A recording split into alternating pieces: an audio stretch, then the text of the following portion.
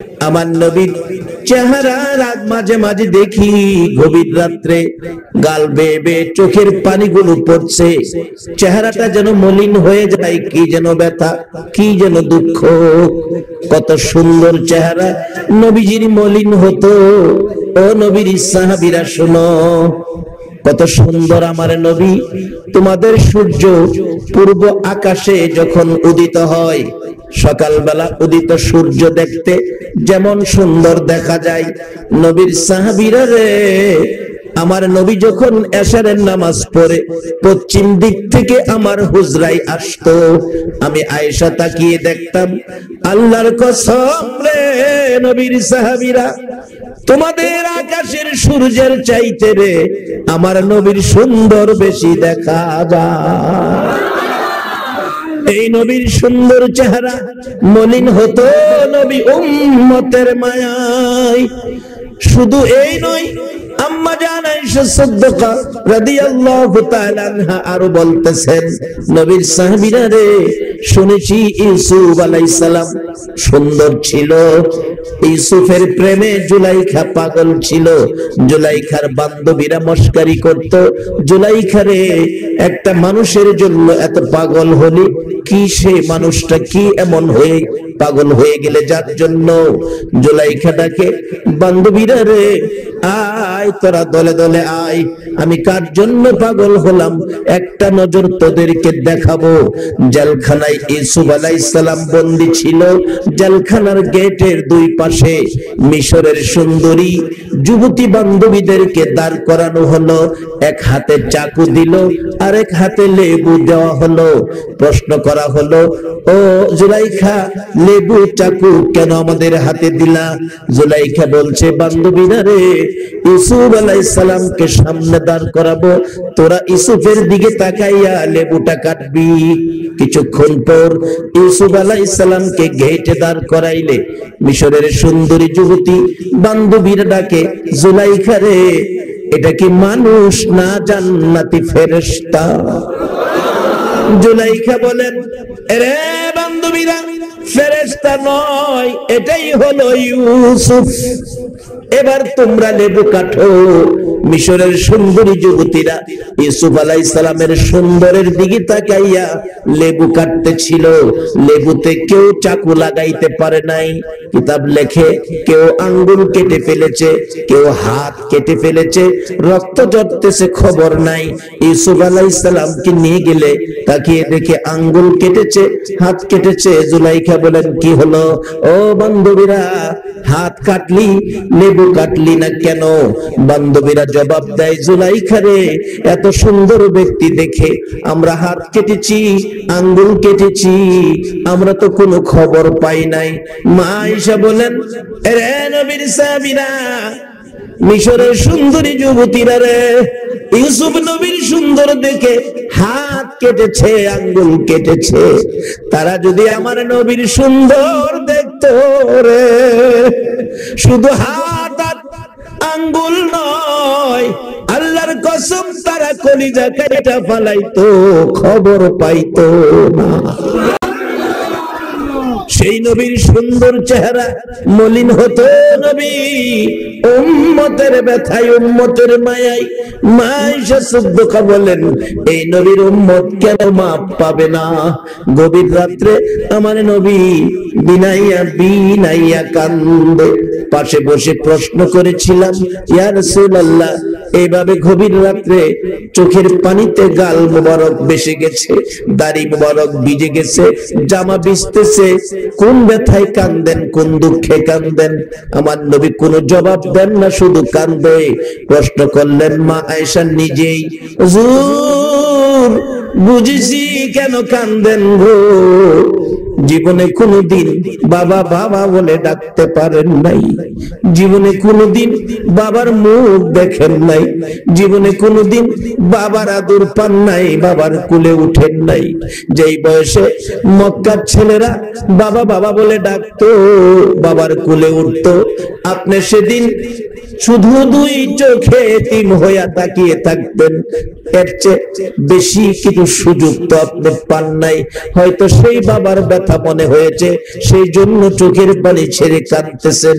আমার নবী জবাব দেন, আয়েশা রে, কথাটা মিথ্যা বলো নাই রে, বাবার ব্যথা তো আছে আমার অন্তরে রে, তবে আজকের কান্না আমি তো বাবার জন্য কাঁদি না। আমার নবীর আদরের বিবি মা আয়েশা সিদ্দিকা বলেন, হুজুর তা যদি না হয়, অল্প বয়সে মা হারা হয়েছেন। মক্কার ছেলেরা যেদিন মা মা বলে ডাক দিত, মা দুইটা হাত বাড়াইতো, সন্তান দৌড়াইয়া মায়ের গলায় ধরতো, মা দুই গালে চুমাইতো, বাবা বাবা বলে ডাকতো, আদর করতো। সেদিন আপনি মুহাম্মদ মায়ের ব্যথা তাকিয়ে তাকিয়ে কাঁদতেন। আল্লাহর হাবিব গো, সেই মায়ের জন্য বুঝি কাঁদতেছেন? আমার নবী বলেন, আয়েশা রে, তাও কথাটা মিথ্যা বলো নাই, যেই বয়সে মা হারা হয়েছি মক্কার ছেলেরা মা মা কইয়া ডাকতো, আমি মুহাম্মদ শুধু কাঁদতাম রে। তবে আজকের কান্না রে মায়ের জন্য নয়, আজকের কান্না বাবার জন্য নয়, আজকের কান্নারে আয়েশা আমার গুনাহগার উম্মতের জন্য।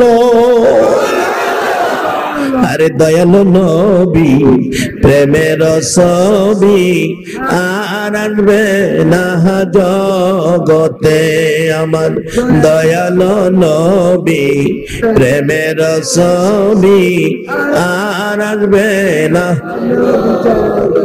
হাসর দিনে উম্মত বিনে, হাসর দিনে উম্মত বিনে যাবে না নবীজি বেহেশতে, দয়ালু নবী প্রেমের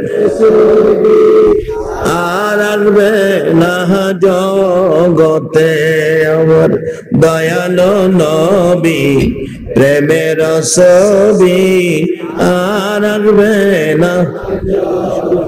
63 সাল জিন্দিগি কাছে বলে উম্মতি, 63 সাল জিন্দিগি কাছে বলে উম্মতি, এখনো কান্দে শুয়ে মদিনাতে নবী, এখনো কান্দে শুয়ে মদিনাতে, দয়ালু নবী প্রেমের ছবি আর আসবে না জগতে, আমার দয়ালু নবী প্রেমের ছবি আর আসবে না।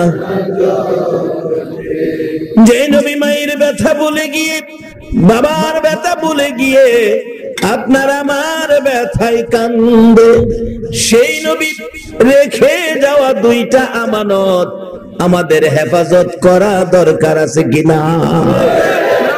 বাবারা একদিন সব পর হয়ে যাবে, শুধু সাদা কাফন, পকেটবিহীন কাফন, পকেটবিহীন কাফন পরে এই দেশ ছাড়তে হবে। বাবা গো, এই নবীর দেওয়া আমানত হারা হইয়া কবর যায়েন না। কি দুটো জিনিস, এর পক্ষ নিলে 10টা পৃথিবীর সমান একটা জান্নাত।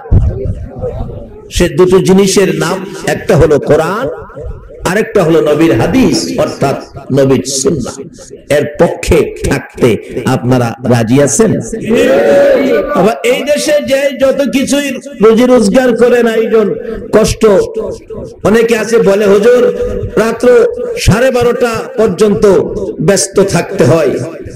এত ব্যস্ততার মধ্য দিয়ে যে সম্পদগুলি জুড়াইছেন, বলুন তো যাওয়ার সময় মৃত্যু যেদিন ঘোষণা হবে সেদিন কি এই 12:30 পর্যন্ত ব্যস্ততায় সময় কাটাইয়া যে সম্পদ জুড়াইছিলেন, এর কোনো অংশ কি সাথে নেওয়ার সুযোগ আছে? কিভাবে নেবেন? বাস্তবে আসেন।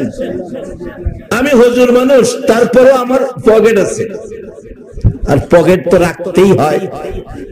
এক নম্বরে গাড়ির গ্যাস ভরতে গেলে টাকা লাগে, টাকা তো পকেটে রাখতে হয়। মাঝে মাঝে রাস্তাঘাটে চাক্কা পাংচার হয়, এটাও ঠিকঠাক করলে টাকা দরকার, আমার পকেট আছে, পকেটে রাখি। তারপরে আবার সাইড পকেটও আছে, আছে না? বলে হুজুর সাইড পকেটের কি দরকার?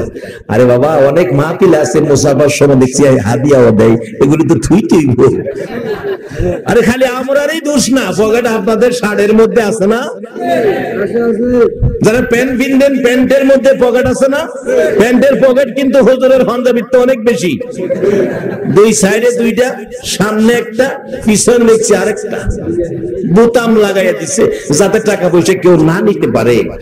আচ্ছা বলুন তো, এত সিস্টেমের পকেট শার্টের মধ্যে লাগাইলেন, প্যান্টে লাগাইলেন, পাঞ্জাবি লাগাইলেন, যেদিন আপনার আমার শেষ বিদায়ের ঘোষণাটা হবে, সেদিন যে পোশাকটা পরানো হবে, বলুন এই পোশাকটার নাম কি হবে? কুমিল্লা জেলা কি কয় এটারে? কাফন। সারা দেশে একই শব্দ, এটার নাম কি? আচ্ছা, এই কাফনটার মধ্যে কি ছোটখাটো কোনো পকেট দেখছেন কেউ? 12:30 পর্যন্ত ব্যস্ততা, 12টায় 1টার আগে ঘুমাইতে পারেন নাই, এত পরিশ্রম এত কষ্ট করে যেই সম্পদের মালিক হলেন। আরে আপনি যে কবরে যাবেন সাদা কাফন নামের পোশাক পরে, এর মধ্যে কিন্তু 2টা টাকা নেওয়ার কোন সিস্টেম নাই।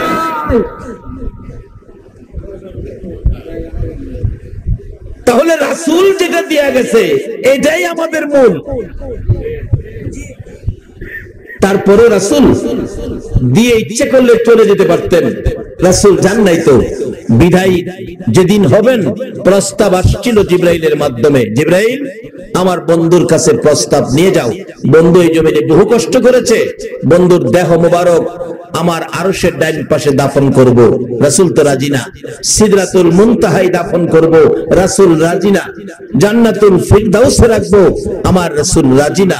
প্রশ্ন করলেন, জিবরাইল আমার বন্ধু 3টা প্রশ্ন, একটাও রাজি না, নবীর পক্ষ থেকে কোনো প্রশ্ন আছে কিনা সেটা আমি আল্লাহ রাজি। আমার নবীর চোখের পানিগুলো গাল বেয়ে বেয়ে ছেড়ে দিলেন, জিবরাইল আমি আরশে যাব না, সিদরাতুল মুনতাহায় যাব না, জান্নাতুল ফিরদাউসে যাব না রে। আমি উম্মতের, পৃথিবীর উম্মতের ব্যথা বুকে লইয়া সোনার মদিনার মাটিতে পড়ে থাকবো। বলুন নবী এখনো সোনার মদিনার মাটিতে নবী আছে কিনা? যারা মক্কা গিয়েছে, মক্কা যারা যায়, মক্কা যাওয়ার পরেই মন পাগল হয়ে যায়, কখন যাব গো ওই সোনার মদিনায়। রাসূল বলেছে, উম্মতেরা রে আয়, আমি নবীর ভালোবাসা লইয়া আমার রওজার পাশে আয়, আমার দুরূদ শোনারে সালাম দে, আমি নবীর রওজা জিয়ারত করে যা। আমার নবী প্রতিজ্ঞা করেছেন, মান যারা কবরি ওয়াজাবাত লাহু শাফাতি, যেই ব্যক্তি আমি নবীর রওজাটা জিয়ারত করে যাবে রে, আমি রাসূল তাকে সুপারিশ করে জান্নাতে নেওয়া আমি নবীর উপর ওয়াজিব হয়ে যাবে। ইচ্ছে করলে নবী আমাদেরকে রেখে আরশে চলে যেতে পারতেন, মদিনায় শুইলেন আমরা জিয়ারত করব, আর নবী উম্মতের সুপারিশ করার অধিকার পাবো। এই দরদি নবী চিনা, নবীর পক্ষের কথাগুলো, নবীর দেওয়া সম্পদ আমানতগুলো আমাদের কাছে রাখা বলুন দরকার আছে কিনা? বাবারে, এখন আমরা নেতারা কি কইলো, দেশের ময় মুরব্বীরা কি কইলো, কে কি কইলো না কইলো, বুশ কি কইলো, ওবামা কি কইলো, এগুলি আমরা খুব পালন করি, রাসূলের কথা তো পালন করি না। মিছামিছি কাটাইলাম জিন্দেগি, বলুন মিছামিছি কাটাইলাম জিন্দেগি, চোখে দেখা হারাইলাম বন্দেগি, হায়রে চোখে দেখা হারাইলাম বন্দেগি। কার বাবারে কার বাবা কারবা কি কর বাবা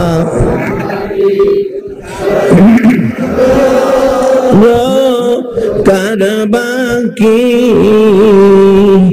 অন্ধকার কবরে হবে বসতি, হাইরে অন্ধকারে হবে এই দুনিয়া মুসাফির খানা জানো না, এই দুনিয়া মুসাফির খানা জানো, কত মানুষ আইল গেল রইল না, হাইরে কত মানুষ।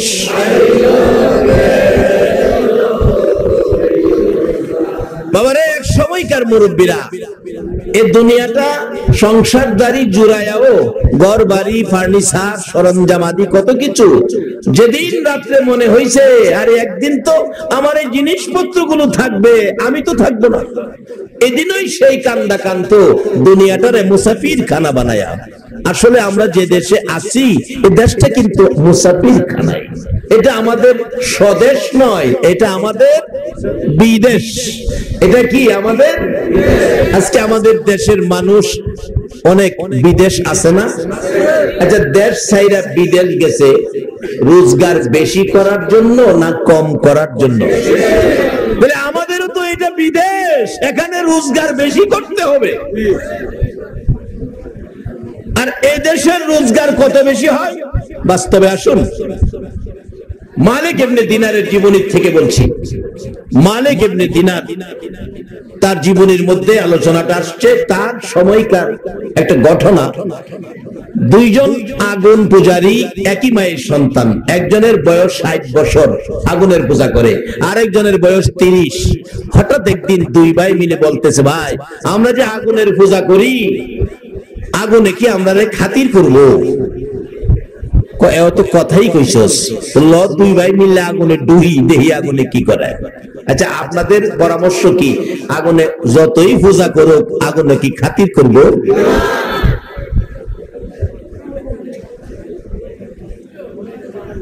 বড় ভাই কয় দুইজন না, তুই আগে যা। ছোট ভাই কয় আমার মাত্র পূজার বয়স 30 আর তোমার 60, খাতির করলে তোমারে করব, আমার নাও করতে পারে, আমি না গিয়া তুমি যাও। কয় না রে ভাই, তুই ছোট ভাই, আমার বড় ভাইয়ের কথাটা রাখ, তুই যা। দেখলো যে বড় ভাইয়ের কথা রাখা দরকার, ভাই আমি পুরাটা না গিয়া একটু আঙ্গুলটা দিয়া দেখি। শুধুমাত্র আঙ্গুলটা আগুনে দিছে, 30 বছর পূজা করে আঙ্গুল দিছে আগুন। আচ্ছা, আপনারাই কোন তো আগুনে কি রেহাই দিব? দিতে দেরি, আঙ্গুল ফুটতে দেরি নাই। মা গো মা, মা গো।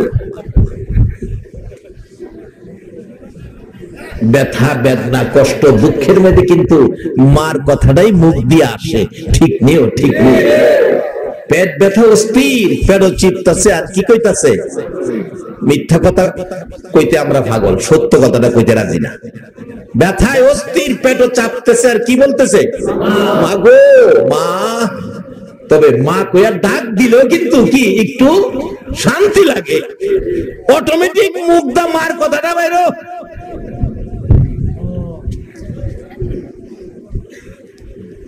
উষ্টা খাইয়া পায়ে মুখ ফাইটা গেছে, কন্ত মুখের মাঝে দইরা কেউ তালুর কথা কইছে, মাওয়ের কথা কইছে, সত্য কথাটা কইবেন। কি কইছে? মা গো মা। যাই হোক, আলোচনা বহুদূর, গরম বেশি কষ্ট হবে, একটা দিন কষ্ট করতে রাজি আছেন না? আজকের কষ্টটা যদি আল্লাহ রাসূল খুশির উদ্দেশ্যে কবুল হয়ে যায়, মক্কা মদিনার মেহমানদের সাথে যদি আল্লাহ আমাদেরকে পছন্দ করে নেয়, তাহলে আজকের আয়োজনটা, আমাদের উপস্থিতিটা সার্থক হয়ে যাবে। কিভাবে হবে আসতেছি সামনে। বলতেছিলাম আগুনের ভিতরে হাত, আঙ্গুলটা শুধুমাত্র ঢুকাইলেন, আঙ্গুল পুরো ছাই ছাই হয়ে গেছে, মাগো মাগো বলে চিৎকার করতেছে। অবশেষে বলে, ভাই আমি আর জীবনে আগুনের পূজা করতাম না। যে আগুনের, আরে হারামজাদার পূজা করলাম 30 বছর, হ্যাঁ আমার একটু খাতির করলো না, আমি পূজা করতাম না। বড় ভাই কো আমিও না, চল মালিক ইবনে দিনারের কাছে যাইয়া আমরা কালিমা পড়ে মুসলমান হয়ে যাই। দুইজন গেছে, গিয়া দেখে মালিক ইবনে দিনার এই আলোচনা করতেছেন, কোরআন হাদিসের আলোচনা করতেছেন, পাশে দাঁড়ায় কিছুক্ষণ শুনলেন। অবশেষে বড় ভাই কয়, তুই মুসলমান হয়, আমি হইতাম ভাই, না হলে কিন্তু আগুনে পুড়বো, জাহান্নামে জ্বলতেইব। কই জাহান্নামে যাইতে রাজি আছি, তো মুসলমান হইতে রাজি না। হের কপালও নাই, আর কি হের কপালও কি নাই। অথচ আপনারা যারা আখিরি নবীর উম্মত, আপনাদের কত ভালোবাসে যে আল্লাহ। কোরআন শরীফে আপনাদের উদ্দেশ্যে কি সুন্দর পরামর্শ দিয়েছে দেখেন, ইয়া আইয়ুহাল্লাযীনা আমানু কু আনফুসাকুম ওয়া আহলিকুম নার। মাগো মেলুকেরা, তোমরাও কান পাতিয়া শুনো, এখানে তোমরাও কইছে। ইমানদার মেয়ে পুরুষ উভয়কে আল্লাহ একটা সুন্দর একটা পরামর্শ দিতেছে, ও পৃথিবীর ইমানদার বিশ্বাসীরা, তোমরা পরিবার পরিজন অর্থাৎ ছেলে মেয়ে ভাই বোন বিবি বাচ্চা সকলকে নিয়ে তোমরা জাহান্নামের আগুন থেকে বাঁচো। আখিরি নবীর উম্মত ব্যতীত অন্য কোন নবীর উম্মতের এই ঘোষণাটা দেয় নাই। তাহলে বোঝা গেল অন্য নবীর উম্মতের চাইতে আখিরি নবীর উম্মতের প্রতি আমার আল্লাহর মায়া মমতা বেশি না কম?